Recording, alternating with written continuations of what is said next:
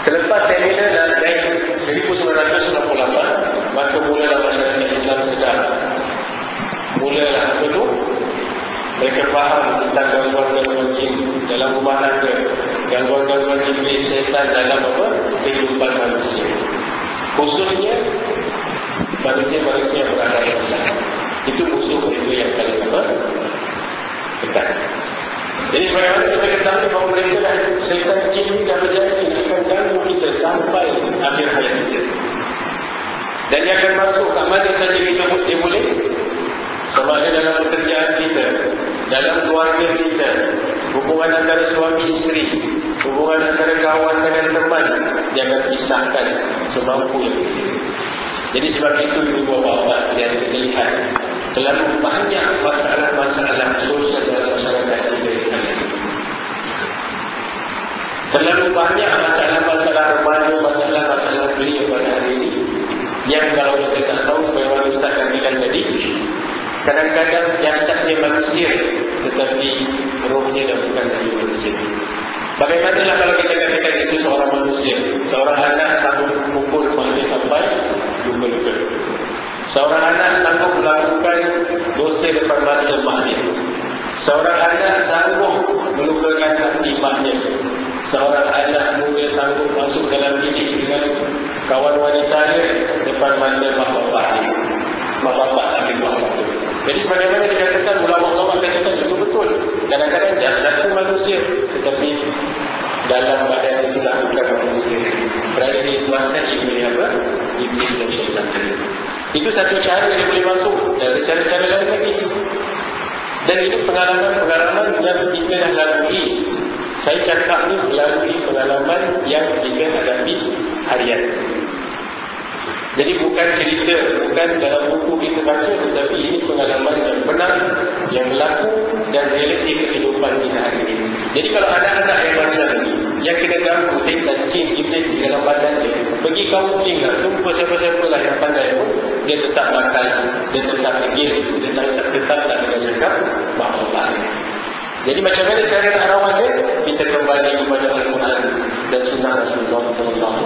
Dan pada ketika ini manusia dah lupa, manusia dah tinggalkan Quran, manusia dah tak baca Quran, manusia dah tak baca lagi hadis-hadis Rasulullah SAW. Jadi bila kita kata tentang gangguan jin dan syaitan, ada manusia yang benci tak suka bila kita cakap benda ni. Mereka kata dunia dah moden, apa cakap pasal jin lagi? Apa cakap pasal syaitan lagi? Apa nak cakap, ada benda lain nak cakap. Kita sekarang dah naik ke bulan, kita sekarang dah teknologi dah macam-macam.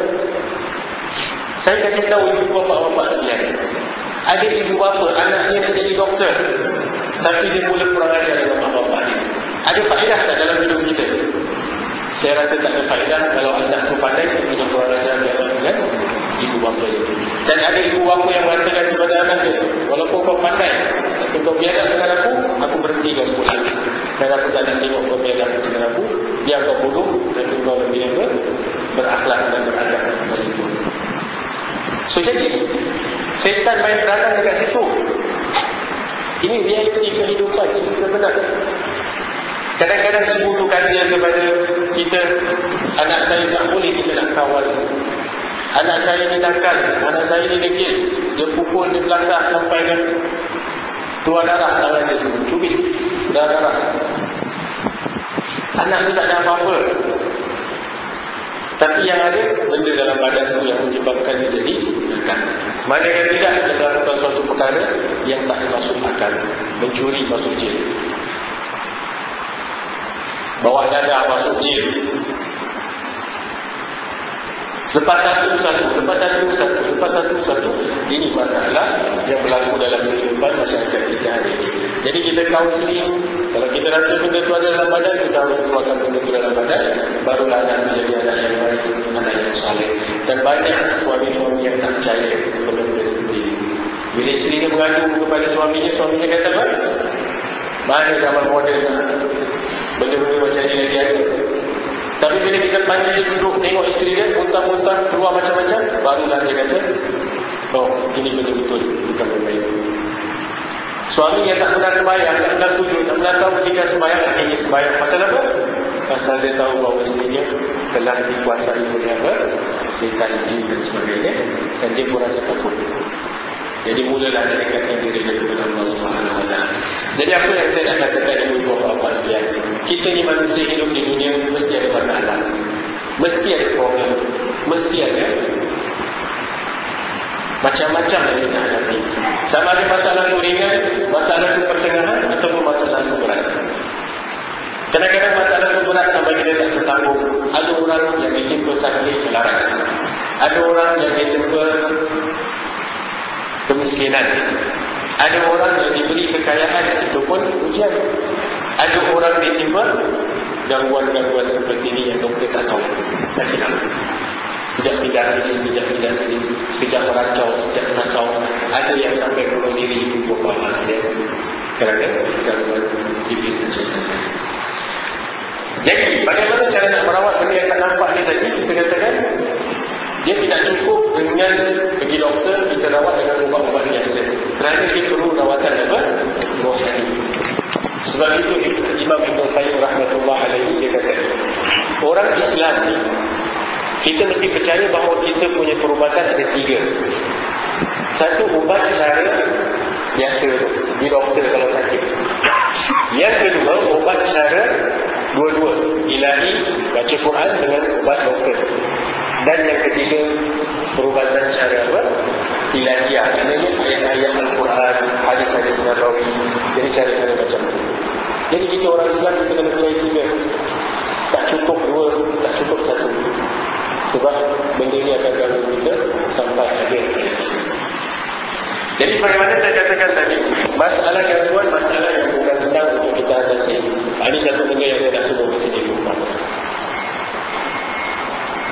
Masalah sihir. Sampai sekarang zaman moden hari ini, Ustaz Imadi lebih tahu, lebih pengalaman macam-macam dan lupa. Dan saya pun ikut Ustaz Imadi dari dulu. Saya belajar pun banyak daripada Ustaz Imadi. Sudah berapa 10 tahun dah kita dah tengok benda ni. Maknanya sihir masih wujud dekat seluruh dunia ni. Kadang-kadang orang pakai tudung, pakai suku haji, tapi buat sihir juga. Orang tu sembahyang, tapi dia masih melakukan benda yang salah.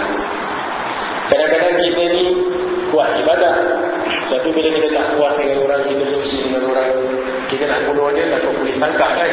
Jadi kita bunuh secara halus. Macam mana? Kita pergi lalu ke tukang sihir, kasih dia duit, bunuh orang ni. Jadi macam mana cara dia bunuh? Hantar sihir masuk dalam badan orang tersakit, melarang semua itu.